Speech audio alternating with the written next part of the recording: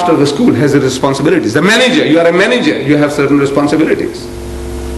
You are the ruler in the country, you have your responsibilities. In the house, you have your responsibilities. There is no position of honor without responsibility. You can't get honor, prestige, status, and you have nothing to do. Once you are khayra ummatin, best of people, it carries that amount of responsibility. So Allah Bari Ta'ala, in this day and age, He has chosen us. And He is warning us that, O Muslims, if you turn back from your duties and responsibilities, which He has imposed upon you, for giving you this high and noble status, He will substitute in your place another people. يَسْتَبْدِلْ قَوْمًا غَيْرَكُمْ. Another people, a foreign people. ثُمَّ لَا يَكُنُّ أَمْثَالَكُمْ. Then they won't be like you. You don't carry out your responsibilities, out you go. The Imam doesn't do his job, what do you do? Get another Imam. The Muazzin, he doesn't make your fajr, what do you do? Replace him. Your bosses, you don't do your job, what does he do to you? Fire you. The manager doesn't do his job, he'll be fired. This is the law. Irrevocable law. It's unchanging law. You don't do your job, out you go. You being the khayra ummatin, you don't do anything, and Allah will keep you there on the pedestal. Because you are Malay, you are a Pakistani, you are an Arab. No, nothing, no favoritism with him. He's got no favorites. You don't do your job, get out. I'll put somebody else in your place. You don't do the job, get out. I'll put somebody else in your place. That's his law. And this law is an eternal law, unchanging law. He's doing it all the time. In the religious history of man, in the first instance He chose the Jews, Bani Israel. You know that? He sent prophets after prophets to them. Out of the 4 heavenly books that we Muslims, we say we believe in, we say we believe in the Torah, we believe in the Zabur, we believe in the Injil, and we believe in the Furqan. The Furqan is the Quran. Out of the 4 books, 3 of them, 75% of the books are Jewish books. You know that? Books given to Jews. Hazrat Musa alayhi salam is Jew.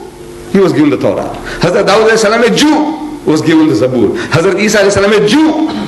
He was given the Injil. Jew. Out of the 4 books, 3 are Jewish books. 75% Jewish books. We say we believe that they were sent by Allah. He chose them. He sent prophets after prophets to them. Some of the names we give our children, we say Musa, Jewish name. Dawud, Jewish name. Ishaq, Jewish name. Yahya, Jewish name. You know that? Jews, our children, we give them Jewish names. Why? Because these are the names of the righteous servants of God. We are not ashamed to give these names to our children.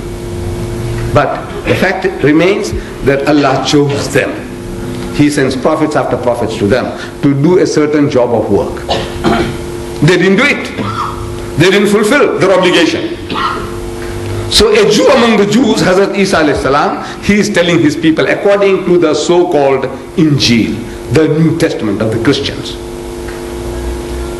Hazrat Isa alayhi salam is made to say, and the kingdom of God, this high position, this honor, this status, will be taken away from you and given to a nation bringing forth the fruits thereof.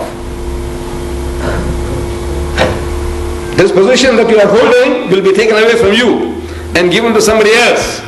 And who that somebody else will be? A nation that will produce fruits. You don't produce fruits? Cut it off.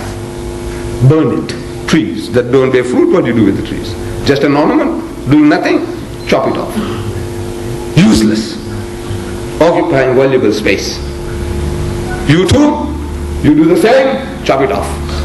Replace you. So Hazrat Isa alayhi salam told the Jews that you will be displaced by somebody else.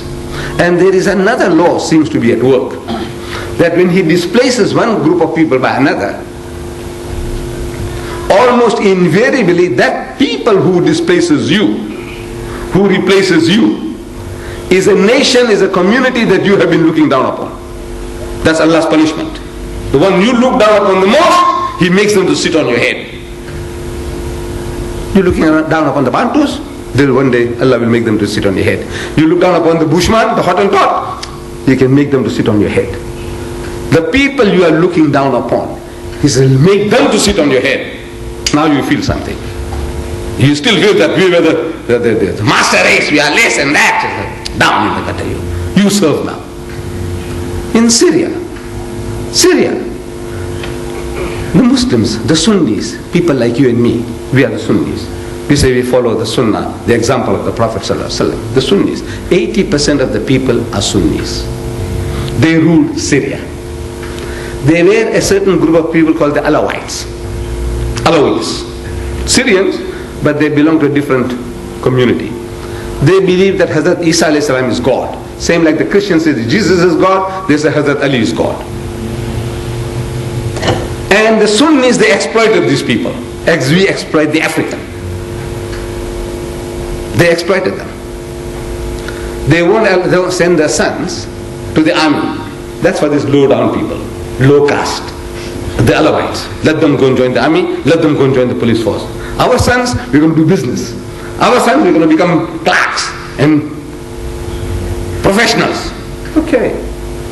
Who'll do the dirty job? The Alawites. The Alawites. Who's going to work in your house? Those girls are working in your house? The Alawis. They work in your house. As nannies looking after your children. Very good relationship. Now you got slaves. Slaves in the days, in the 20th century, you got slaves working for you. They are your slaves. Allah turned the tables. That less than 20% of the people are now ruling 80% of the Syrians. Unimaginable, you can imagine it. يَسْتَبْدِلْ قَوْمًا غَيْرَكُمْ. There is a law at work. Why won't you learn? You don't do the job. You don't dirty your hands. No, you don't dirty your hands. You don't do policing. You don't join the army.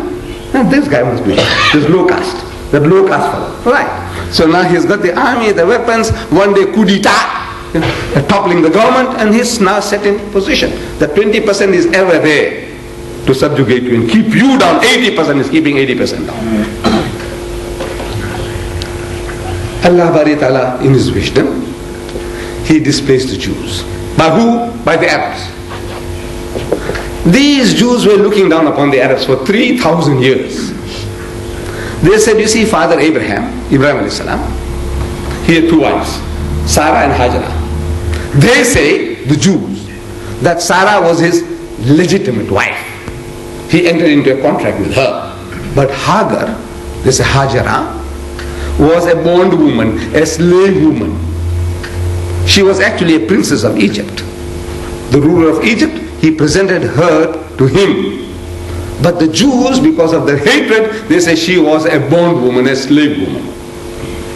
As such, her children count for nothing. They call the Arabs Hagarenes, children of Hagar, Hagarenes. And the religion is Hagarism. This is the insulting way they speak about the Arabs, their cousins, and the religion, Hagarism. For 3,000 years they were looking down. I think there might be some windows open on the top. There is a draft coming directly. So it can't be air conditioned. I think it must be some windows. Is there a floor on the top? Because I can see the draft is coming right on my head. I don't know how long I will last with this cold. You know, I'm getting colder by the minute. Yeah, it's warmer here. Yes, there is a world of difference. If your president can come a little closer, it will be much nicer. So they were looking down upon their Arab cousins. Good for nothing. In the sight of the Jews, the Arabs are good for nothing. Barbarians, illiterates, ummi people. And Allah Bari Ta'ala chooses them and makes them to sit on the heads of the Jews. But now once He puts you on the pedestal, it is not forever. You have to do the work, produce the fruits. You don't produce the fruits, يَسْتَبْدِلْ قَوْمًا غَيْرَكُمْ. He will substitute in your place another people. That's the law. Allah, why don't people learn? That's the law. So the Muslims spread out